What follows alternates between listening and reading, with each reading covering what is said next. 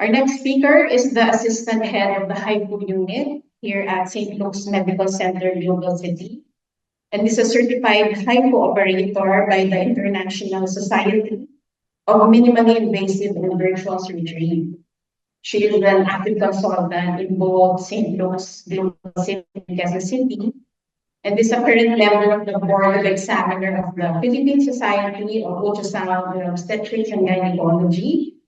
She also had her training in gynecology and pathology scan and true-cut biopsy in Prague, Czech Republic. So to talk on HlFU of fibroids and adenomyosis, the St. Luke's Medical Center protocol, let's all welcome our very own Dr. Sandee G.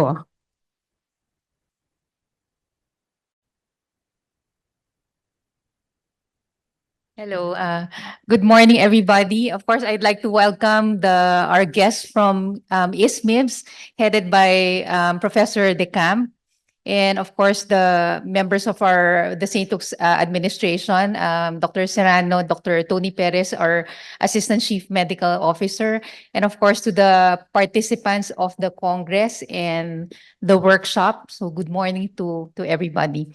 So for this morning, I'm going to talk about HlFU treatment of fibroids and adenomyosis, our own protocol, the St. Luke's Medical Center protocol. So I just learned from Dr. Selva during the times that he's been with us during our treatment that he's doing a different protocol. So this is specifically what we're doing in the unit. So it may not be applicable to other centers, especially for our international participants. So they may be using a different protocol in other countries.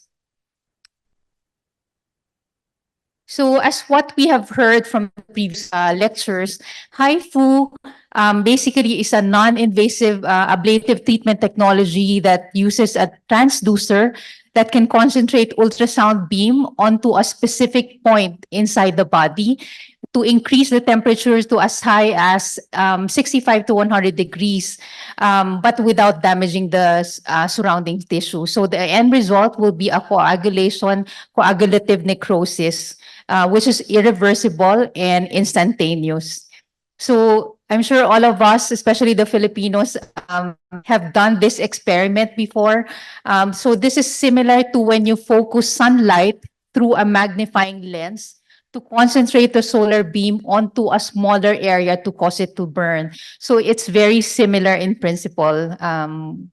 So the advantage of this is, since this is non-invasive, it doesn't have any incision. There will be no blood loss, no radiation. It's done for our center. It's done. All cases are done on an outpatient basis, which just with minimal discomfort and downtime. And very important, of course, for our infertility patients will be the preservation of the uterus. In fact, they can try to get pregnant 3 months after the procedure and still go for a normal vaginal delivery. So it's a very safe and effective procedure with very few complications because of its very precise ablative technique. So we launched just last year, February of last year, and we have done, this is just a small number, of course, compared to the number that Dr. Selva has presented, but we have done more than 110 cases so far, 2/3 of which are myomas, and then 1/4 are adenomyosis, and the rest are of the mixed type. So this is the actual treatment room of the St. Luke's Medical Center Global City, where the patient will lie on a prone position like this. So the lower abdominal area will be positioned in the middle of the treatment bed where the water tank is. And this is the closer view of that water tank where degas water will contain. And inside that tank will be the transducer, this copper circle, and the ultrasound probe for the real-time visualization. And then this console table is where the operator will stay to manipulate the probe, adjust the settings and the temperature. So basically in St. Luke's Medical Center, we see patients total of 4 times. So the first time that they're going to see us will be the screening, followed by if they're going to be seen as eligible to have the HlFU, then they can proceed with that's the only time they're going to proceed with the workups plus the MRI. And then second time that they're going to see us will be during the scheduling. So we're going to advise patient to have the bowel preparation, the advice also what again run down what they're going to experience during the treatment. And then third time that they're going to see us will be the treatment day itself. And then after 1 week, within 1 week, they're going to need an MRI and then see us for the post-procedure consultation. So more or less 4 times minimum. So for the screening, very important that we establish first and foremost the treatment goal. And then be it the resolution of the symptoms of their pain, or if they want to get pregnant, then everything will be discussed at this point. And then we screen by transabdominal and transabdominal scan and do simulation at this point to check the size, the location, and accessibility. When we do simulation, we let the patient lie on the treatment bed and see if the lesion will be accessible to the HlFU machine. So it's like doing the treatment, but without the energy and the anesthesia. And then at this point, we closely coordinate with the obstetrician gynecologist who refer the patient to us. So in St. Luke's Medical Center, it doesn't matter if the attending is not staff of the institution. So we refer to them. They can still retain their role as the attending physician. And in fact, the office of Dr. Tony Perez, the Assistant Chief Medical Officer, can issue a special permit for you to watch the procedure of your patient if you're available and would want to do so. And so when we screen patients, these are the factors that we take note of to more or less assess the response and predict the response of the patient. First will be the vascularity of the lesion. So the more vascular the lesion is, the harder it is to respond. I would always explain to the patient and compare the lesion to a wood, to a coal. So a wet wood would, of course, be harder to light up against to a dried wood. So similar to that, the more the liquid content lesion would have, either from the blood or from cystic degeneration or just mucoid degeneration, for example. So those types of lesions with a lot of liquid content would be harder to ablate and would need more energy. So another factor that would affect will be the location of the lesion. So an anteriorly located lesion will be, of course, easier to ablate than a posteriorly located lesion. We've treated a lot of posteriorly located lesions as it's not per se a problem, but very important for us to check the distance of the lesion from the abdominal wall. So there's only distance that the beam can reach. So that one we're going to be able to assess through the screening and determine if the patient will respond well. Another factor would be the BMI, or the thickness of the abdominal wall. Of course, the thicker the abdominal wall, then the farther the lesion will be from the skin. So that one can also affect the treatment response. So other factors that we take note of during the screening will be the presence of intestinal segment anterior to the uterus. Again, the beam, when the patient will be lying on a prone position, will be coming from under the bed. So we don't want any intestinal segment anterior to the uterus because that would cause intestinal injury. The presence of intrauterine device is also a contraindication. So we have to remove it beforehand, before the treatment. And this particular patient is an actual patient that we screened. So any heat conducting device, implants that the patient would have would be a contraindication. So this is a patient with a scoliosis surgery that she was actually surprised when she saw the X-ray and saw how much implants she has.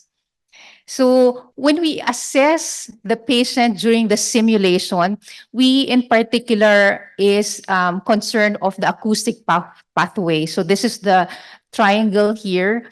That's to make sure that there are no intestinal segment, nothing that would deflect the beam going to the lesion. So this is a safe pathway because from the transducer, the beam will be directly would be directed towards the lesion and without any other structures that would deflect the beam. So these are the examples that we have to take note of. If there will be intestinal segment within the acoustic pathway, or if the patient has, for example, a previous surgery, the scar can cause this shadowing, and we have to assess during the screening if it will be significant enough to cause any shadowing or deflection of the beam. So the possible side effects is also one of the things that we have to discuss with the patient. We always explain to the patient that HlFU is not an entirely pain-free procedure. So they're going to experience hypogastric pain and low back pain. So we just explain to them that when there's heat inside the myoma, the uterus, that's what they're going to feel, mainly dysmenorrhea-like cramping. And then vaginal bleeding or spotting may happen after the procedure, especially for patients with submucous myoma, because right after the procedure, there's going to be swelling all over the uterus. If it's submucous type, the swelling would, of course, reach the endometrium, and therefore the patient would have spotting or bleeding. Serious complications like skin burn and intestinal injury are preventable, like what I showed you earlier. They're easily seen during the screening, so very important that we take note of those if they're going to affect the procedure. Nerve injury is also a complication, but very important, which I'm going to discuss later, the level of sedation for us to know where we are and prevent nerve injury. So at this point, once we see the patient that she is deemed suitable to have the HlFU procedure, then she can proceed already with the laboratory test. So these are the regular laboratory tests that we do. And then, of course, aside from the regular laboratory test, we request for the MRI. So it's only at this point that we request for the MRI to see to further assess the size of the lesion and its relationship to the other surrounding structures. And then we would have clearance for all our patients. And then once they have all the results and they have the clearances, then they can schedule with us for the procedure. So we would explain to them the 3-day bowel prep and then the fasting that they're going to need before the procedure. The HlFU treatment itself for all our patients are done as outpatient. So when they come into the unit, they're going to be inserted with IV fluids, inserted with Foley-Cath, and then we do degassing or degreasing. So that's suctioning of the micro bubbles on the surface of the uterus that can actually interfere with the treatment. So very important also this process, the degassing process. And then the level of anesthesia is by general IV light sedation. So all the patients would have to be given the anesthesia, but it's what we call conscious sedation. So it's a type of anesthesia where the patient will be conscious enough to tell us, to express any discomfort during the treatment. So very important, the level of sedation that we have to maintain. We don't want patients who will be deeply sedated during the procedure. So the patient will be able to tell us where exactly we are exactly. So if the patient will just complain of low abdominal pain or low back pain, it means we're in the uterus, and those are acceptable types of pain. But if the patient would complain of pain below the inguinal area or below the buttocks, then it would mean that we might be affecting already the obturator nerve and the femoral nerve, and therefore we have to move away from that point to prevent nerve injury. So once, before we start the procedure, we put the patient on oxytocin drip. So the oxytocin would contract the uterus and then constrict the blood vessels, decreasing the blood flow going to the uterus. So it's an important step, especially for those vascular lesion. Like what I said, the response of the lesion to the HlFU treatment would be more if if the lesion would not have so much vascularity. So very important step. This is an actual patient that we did from a 6 centimeter size lesion. It went down to 4.8 centimeter because of the contraction of the uterus. And then there's loss of vascularity just 2 minutes after we started the oxytocin. So that's to do the treatment when there's not so much vascularity, when the patient is already on oxytocin. So when we treat the patient, this is the treatment monitor that we always look at. So we check the borders of the myoma, get the lateral borders of the myoma, and then measure the coordinates. And then when we enter the coordinates to the HlFU machine, it will make a treatment plan. So imagine the myoma being like a potato where slices are made. So similar to that. So the machine will be able to make slices of the tumor, and then we go to each and every one of those slices until we are able to reach the entire lesion. So this is an actual treatment video showing the grayscale change. So that's what we want. That's what happens when we target the myoma. So this is the patient on a prone position. And there's also, we use the MRI to guide us also during the treatment if it's not so clear during by ultrasound alone. So it's like cauterizing the lesion point by point, and then we go slice to slice until we are able to reach the entire lesion. So termination of the treatment, we stop when we've gone through all the entire lesion, and then we see by color that there's no more vascularity. So that means we have destroyed already the myoma cell, removed the vascularity, and then by Doppler, we're not going to see any more color flow. In other countries, there are other parameters that they can do, but unfortunately, it's not available here in our country. So post-procedure, the patient has to go to the recovery room for 2 to 3 more hours. And then once they're discharged, they have to rest for 3 to 4 days. And then just be maintained on antibiotic and pain medicine. The diet would be progressive. So on the day of the procedure, the patient will just be on clear liquids and then progressive diet after that. And then the second MRI will be done within 1 week post HlFU. And then the patient can go back to work just 1 week after the procedure. We just advise them to have no swimming, no bathtub, no sexual contact, no strenuous activities for 1 month. And then the succeeding monitoring will just be by ultrasound at 1, 3, 6, 12, and 24 months post HlFU. This is the expected outcome of HlFU treatment. So this is the pre-HlFU showing a posteriorly located myoma.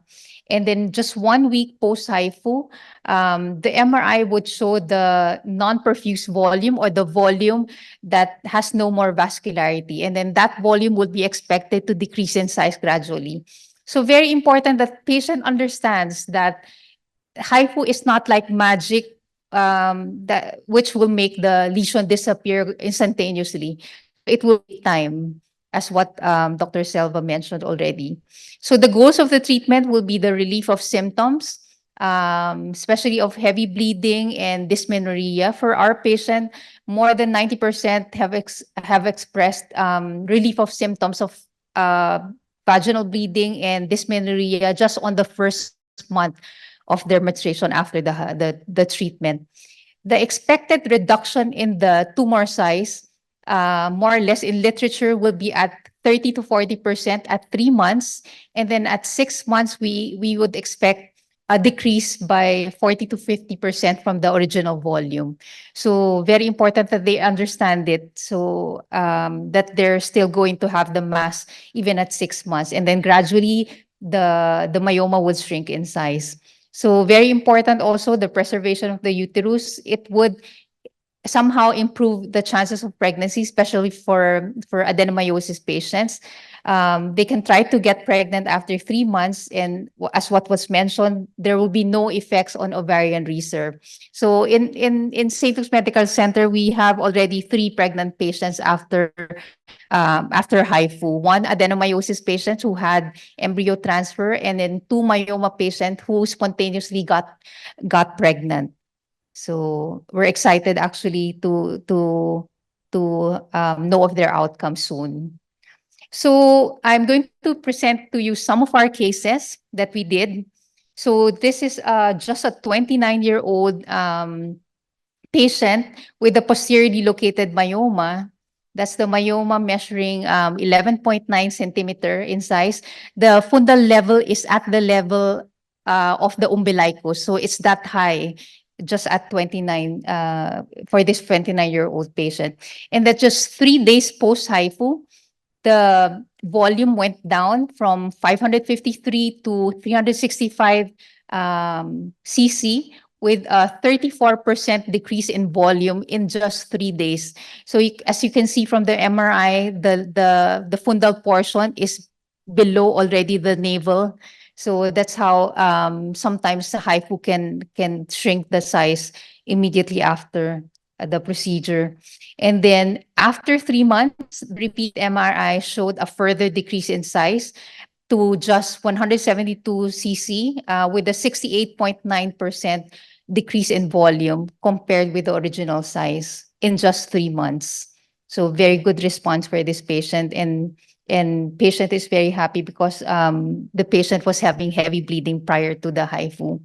This is another case of solitary myoma, a FIGO3 myoma at the right lateral uterine wall, with the size of 8.8 by 5.2 by 5.7 centimeter. And then in just 6 days post-HlFU, there was a decrease in volume by 39% to a volume of 82.9%. This is a good ablation at 90%.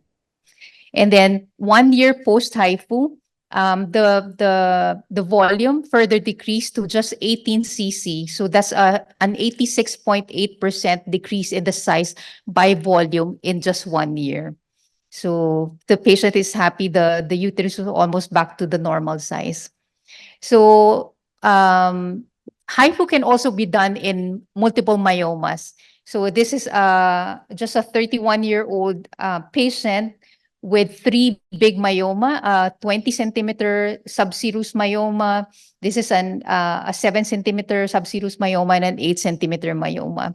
So the patient, actually, this particular patient, since there are so many subserosal myomas, we already advised her to have the surgery, but she was really adamant in having a surgery. So we did the HlFU, and thankfully she responded well. So there's a decrease in the volume by 10 to 21% with 70 to 95% ablation. So very good ablation for this patient, even with the sizes of the myoma. And then this particular patient is also a patient with multiple myoma, a 43-year-old gravida 2, para 2 with heavy vaginal bleeding and dysmenorrhea, who has been having anemia for 3 years now. So this patient has 2 FIGO2 myomas, but aside from the 2 4 or 5 centimeter myoma, there are multiple myomas all over the uterus, sub-centimeter myoma. So when we did HlFU, we were able to target well the 2 submucous myomas, but additional, we were able to target also the small sub-centimeter myoma all over. So this a particular case, very useful for her, the HlFU that we did, because especially if she's going to go for a conservative surgical treatment, I don't think we're going to be able to get each and every one of those myomas. So for the last case, this is an adenomyosis patient. A 42-year-old adenomyosis patient with a 7.3 by 8.3 by 8.1 centimeter posteriorly located adenomyoma. In just 3 days, there was a decrease in the size of the adenomyosis by 50% with 95% ablation. So very good ablation for this patient. The patient is no longer complaining of heavy vaginal bleeding and dysmenorrhea. So just as a summary, this is more or less what we do in the unit. After screening the patient, once deemed suitable, they can proceed with a laboratory test. And then after which they're going to see us for the scheduling and the 3-day bowel prep, and then see us for the HlFU treatment. And then 1 week after will be the post-procedure follow-up. And then we return them back to the attending physician, and then just ask them to send us the ultrasound monitoring at 1, 3, 6, 12, and 24 months. So HlFU treatment is not like a one-size-fits-all type of treatment. So it's very important that we understand what the patient needs and see if the HlFU treatment will address that need. So very important that we customize establish first the goal of the treatment, be it the resolution of the symptoms of heavy vaginal bleeding or the pain of the patient, or if the patient is trying to get pregnant, we have to know beforehand. And then next will be to assess the target lesion and see if the procedure will be safely done on them. And then lastly, of course, is to customize the HlFU treatment according to the type of myoma and according to the patient's needs. So thank you very much for your time.